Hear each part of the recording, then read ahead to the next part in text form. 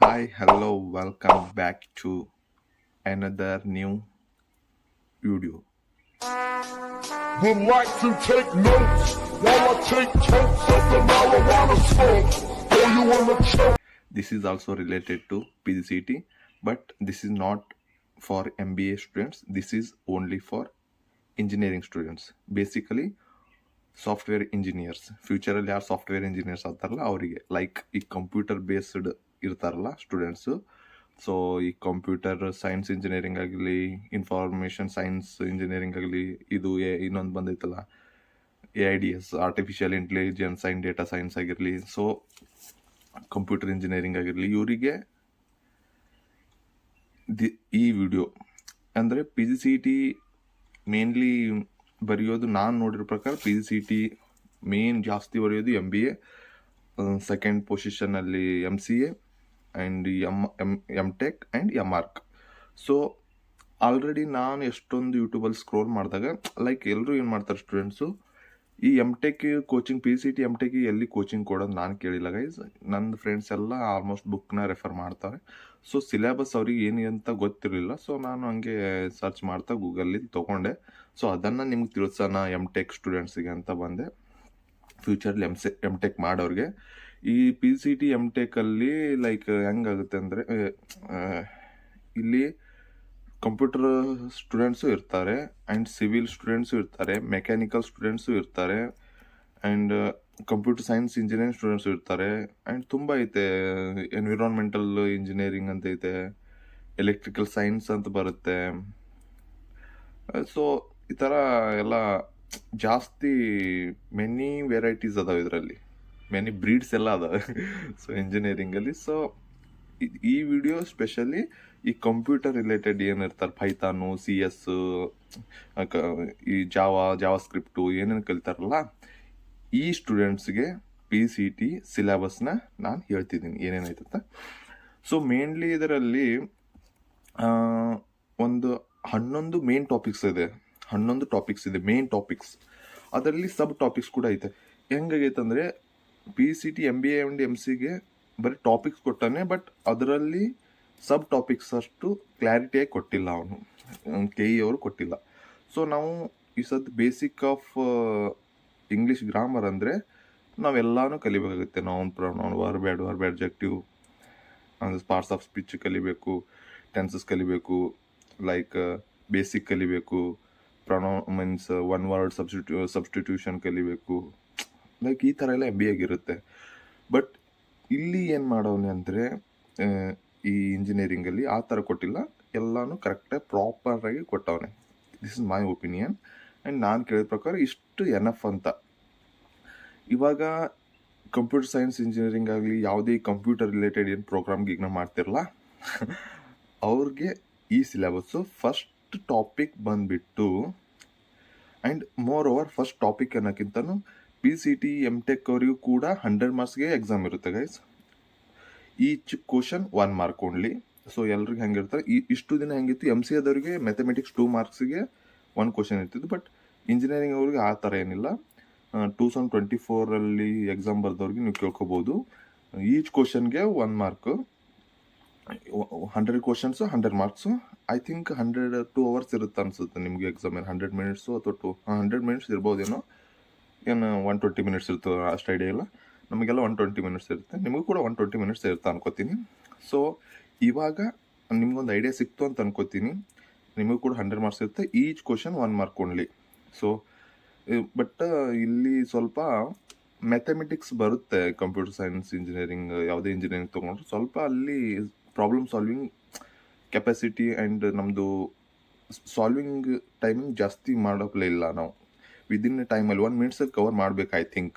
So ನೀವು ಎಷ್ಟು ಟೈಮ್ನ ಸೇವ್ ಮಾಡ್ತಿರಲ್ಲ ಅಷ್ಟು ನಿಮ್ಗೆ ಈಸಿ ಆಗುತ್ತೆ. So let's begin the video and let's watch the topics what all are the. So first ಬಂದುಬಿಟ್ಟು engineering mathematics. First main topic ಬಂದುಬಿಟ್ಟು ಇಂಜಿನಿಯರಿಂಗ್ ಮ್ಯಾಥಮೆಟಿಕ್ಸ್. ಸೊ ಇದರಲ್ಲಿ ಬಂದುಬಿಟ್ಟು ಮೇನ್ಲಿ ಫಸ್ಟ್ ಇದರಲ್ಲಿ ಇಂಜಿನಿಯರಿಂಗ್ ಮ್ಯಾಥಮೆಟಿಕ್ಸಲ್ಲಿ ಲೀನಿಯರ್ ಅಲ್ಜೆಬ್ರಾ ಅಂತ ಬರುತ್ತೆ. ಲೀನಿಯರ್ ಅಲ್ಜೆಬ್ರಾ ಇದರಲ್ಲಿ rank of matrix, system of linear equations, ಇದೆಲ್ಲ ಬರುತ್ತೆ.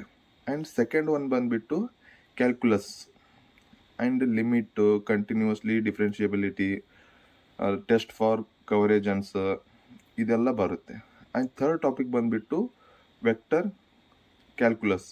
ಇದರಲ್ಲಿ gradient, line, surface and volume integrals, Stokes theorem, problems related and Green's theorem, ಏನೇನೆಲ್ಲ ಐತೆ ಗೈಸ್ ಇದರಲ್ಲಿ ಜಾತ್ರೆ. ನನಗಂತೂ ಇದ್ರ ಬಗ್ಗೆ ಐಡಿಯಾ ಏನಿಲ್ಲ, ಬಟ್ ವಿಡಿಯೋ ಮಾಡ್ತಿದ್ದೀನಿ ಅಷ್ಟೇ ಗೊತ್ತಾಗಲಿ ಅಂತ. And fourth main topic fourth sub topic ಬಂದುಬಿಟ್ಟು ಇಂಜಿನಿಯರಿಂಗ್ ಮ್ಯಾಥಮೆಟಿಕ್ಸಲ್ಲಿ fourth one different equations. Okay, different equations, linear and non linear first order ODES ಅಂತೆ, ಹೈಯರ್ ಆರ್ಡರ್ ಲೀನಿಯರ್ ODES ಅಂತೆ, ಮತ್ತು ಇದೆಲ್ಲ ಐತೆ. ಆ್ಯಂಡ್ ಫಿಫ್ತ್ ಸಬ್ ಟಾಪಿಕ್ ಬಂದುಬಿಟ್ಟು ಪಾರ್ಷಿಯಲ್ ಡಿಫ್ರೆಂಟ್ ಇಕ್ವೇಷನ್ಸ್ ಅಂತೆ. Partial different equations, PDES, formation of PDES, solution of PDE by direct integration and separation of variables, ಈ ಥರ ಎಲ್ಲ ಐತೆ. ಆ್ಯಂಡ್ ಸಿಕ್ಸ್ತ್ ಟಾಪಿಕ್ ಬಂದುಬಿಟ್ಟು ಟ್ರಾನ್ಸ್ಫಾರ್ಮ್ಸ್, ನಾಟ್ ಬಾಡಿ ಟ್ರಾನ್ಸ್ಫಾರ್ಮ್ಸ್ ಇಲ್ಲಿ transforms ಐತೆ 6th topic.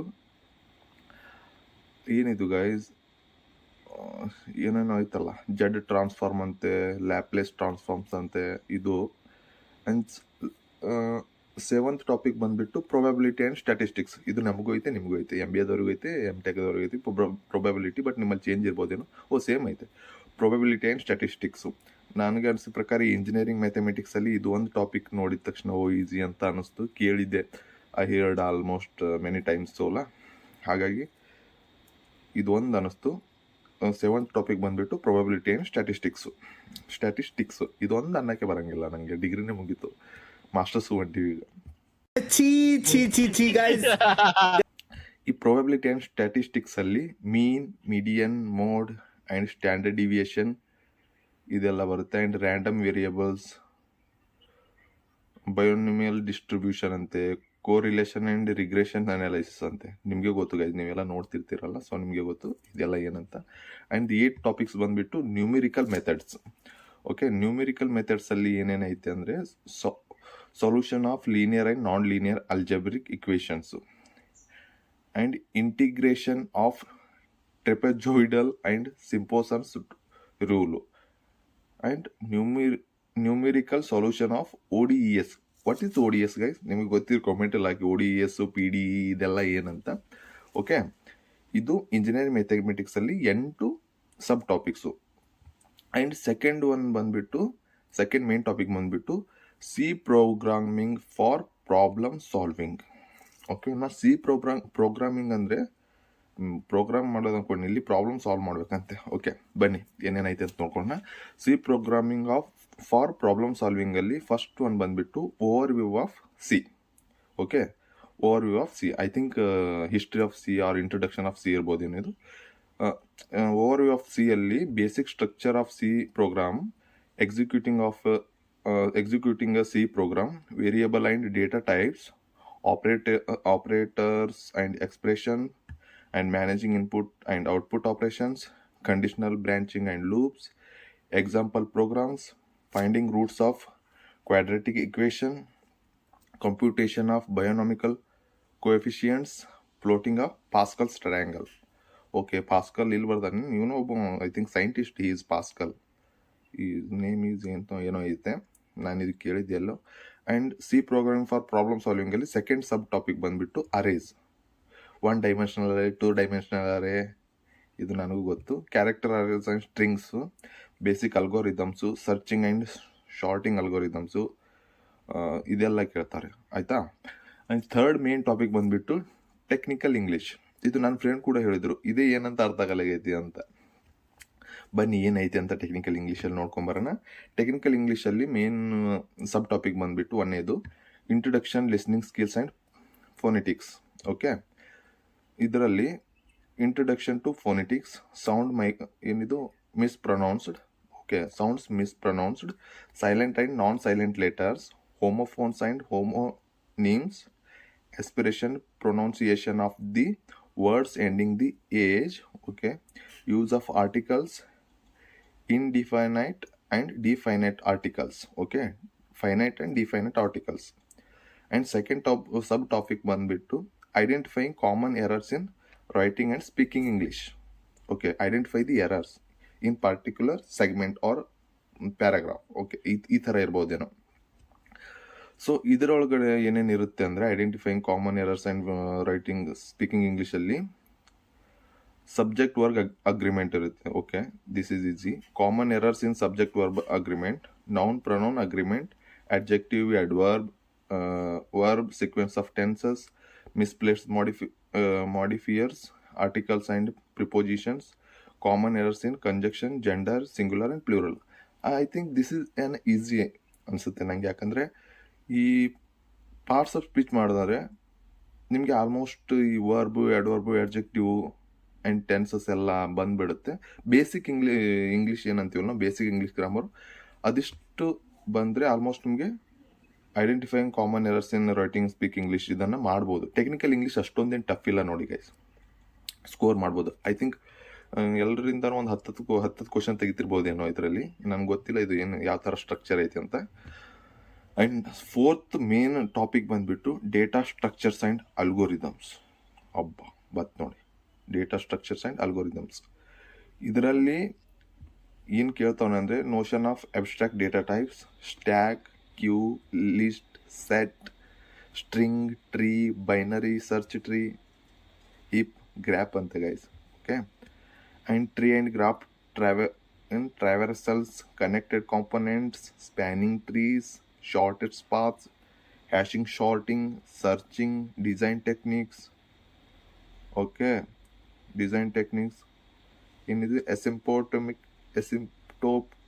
analysis of time, speed, space, upper and lower bounds ante on the complexity of specific problems, NP completeness ante, okay. ಇದು ಏನು ದೇವ್ರಿಗೆ ಗೊತ್ತು, ಶಾಂಭುಲಿಂಗ. 5ನೇ ಮೇನ್ ಟಾಪಿಕ್ ಬಂದ್ಬಿಟ್ಟು logic design and computer organisation, okay guys. ನಿಮಗೆ ಒಂದು own organisation ತೆಗೆದುಬಿಡ್ರಿ, ಒಂದು ತೆಗೆದುಬಿಡ್ರಿ ನೀವೇ ಕಂಪ್ಯೂಟರ್ದು, ಅದೇ ಇರ್ಬೋದೇನ.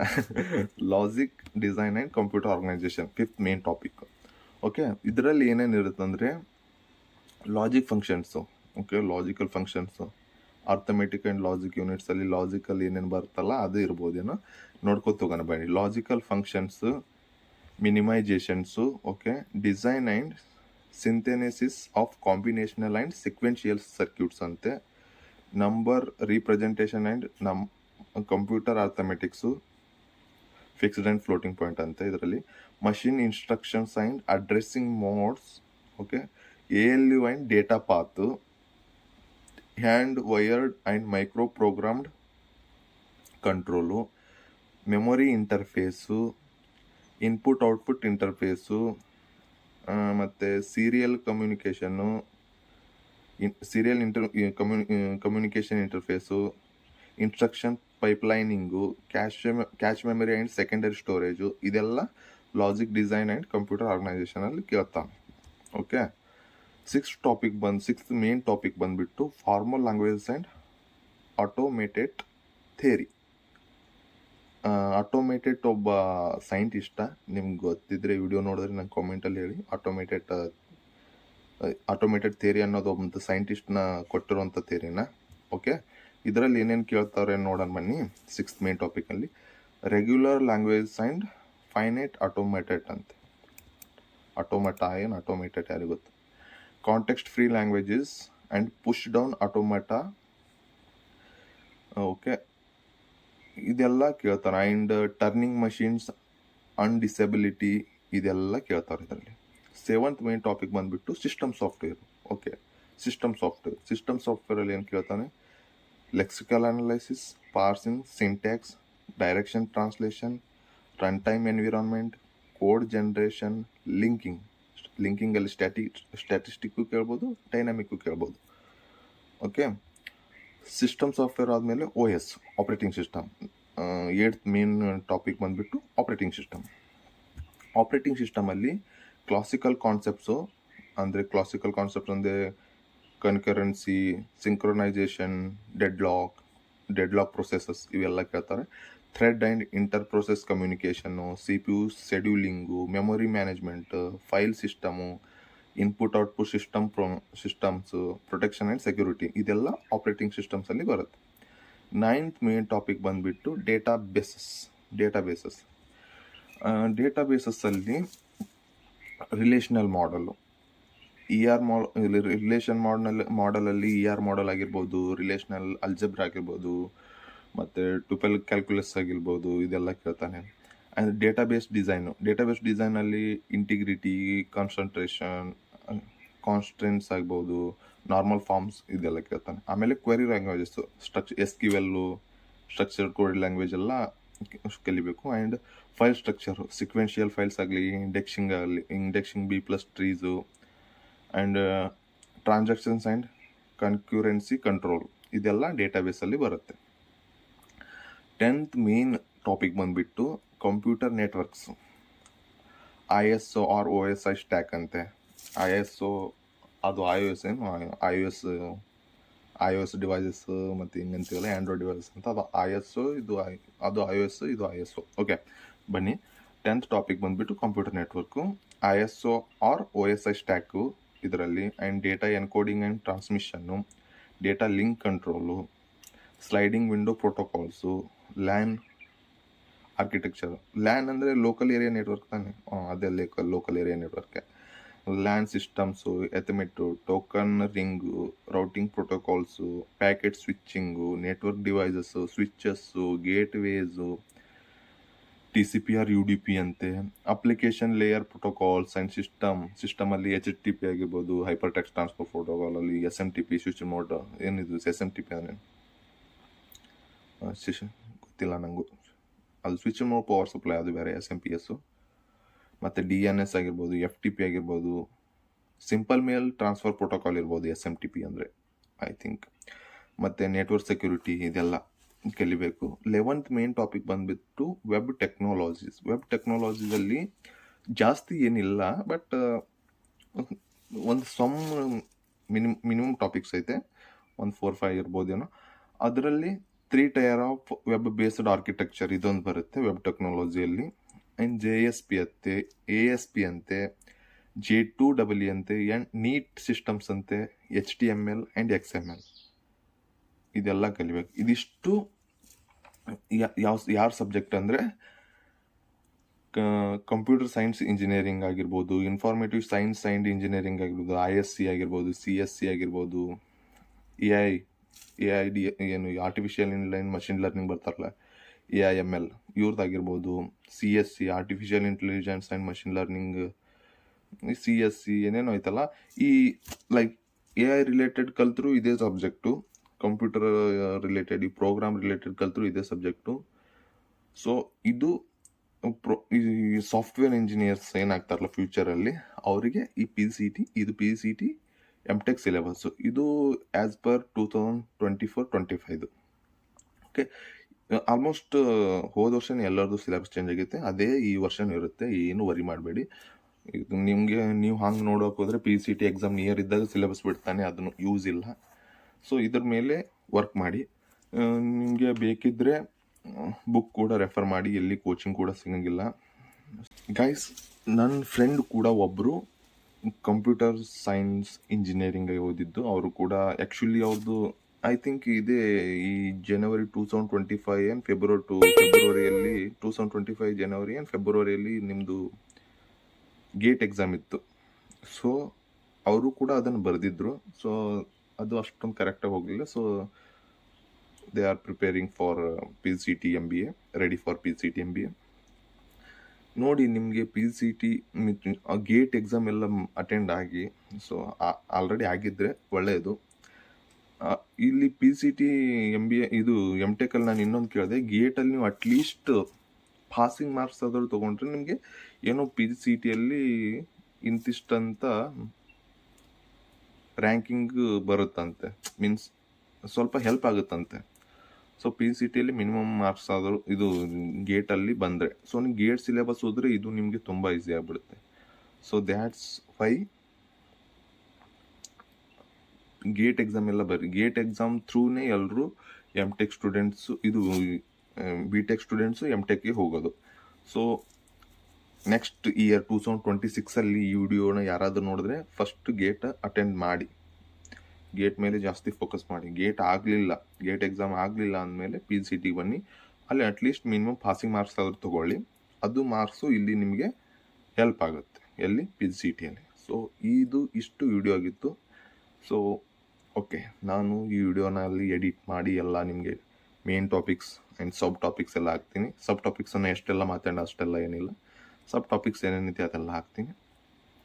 ಮತ್ತು ಮುಂದಿನ ವಿಡಿಯೋದಲ್ಲಿ ಮತ್ತೆ ಸಿಗೋಣ. ನಿಮ್ಗೆ ಯಾವ ಥರ ವಿಡಿಯೋ ಬೇಕಂತ ಕಮೆಂಟ್ ಮಾಡಿ, ಲೈಕ್ ಮಾಡಿ, ಶೇರ್ ಮಾಡಿ. ಹಾಗೆ ಇನ್ಸ್ಟಾಗ್ರಾಮ್ ID ಕೊಡ್ತೀನಿ, ಅಲ್ಲಿ ಕೂಡ ಫಾಲೋ ಮಾಡಿ. ಇಷ್ಟ ಆಗಿದ್ರೆ, ಇಷ್ಟ ಆಗಲಿಲ್ಲ ಅಂದರೆ ಬೇಡ ಅಷ್ಟೇ. ಸೊ ಮತ್ತೆ ಮುಂದಿನ ವಿಡಿಯೋದಲ್ಲಿ ಸಿಗೋಣ. ಮೇನ್ಲಿ ನನಗೂ ಇರೋದು ಎಮ್ ಟೆಕ್ ಅವ್ರಿಗೆ ಸ್ವಲ್ಪ ಏನಾದರೂ ಯೂಸ್ ಆಗಲಿ, ಜಾಸ್ತಿ ಜನ ಎಕ್ಸಾಮ್ ಅಟೆಂಡ್ ಆಗಲಿಲ್ಲ ಅಂದರೂ ಸ್ವಲ್ಪ ಜನ ಆದರೂ ಅಟೆಂಡ್ ಆಗ್ತಾರಲ್ಲ, ಅವರಿಗಾದರೂ ಹೆಲ್ಪ್ ಆಗಲಿ ಅಂತ ಈ ವಿಡಿಯೋ ಮಾಡಿದ್ದು. ಹಂಗೆ ಮುಂದೆ ಕೂಡ ಮಾಡ್ತೀನಿ. So until then next video, bye ಬಾಯ್.